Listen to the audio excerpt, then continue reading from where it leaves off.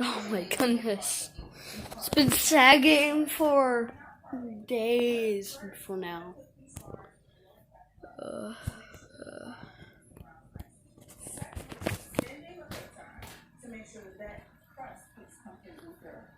And finally, you'll notice we didn't put this topping on. Well, that's a good point. We skipped that step. We streamlined the recipe so that we can make it faster and better. This syrup is going to cook evenly on top of this crust, and this is going to be so much magic. So big.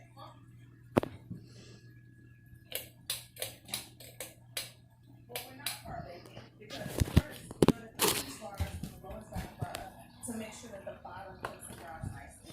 Second, we're extending the cook time to make sure that that crust cooks completely through. And finally, you'll notice we didn't put this topping on. Well, that's a good point. We skipped that step. We streamlined the recipe so that we can make it faster and better. This syrup is going to cook evenly on top of this crust, and it's going to be so much magic. So, also you sold me that we didn't use a mixer.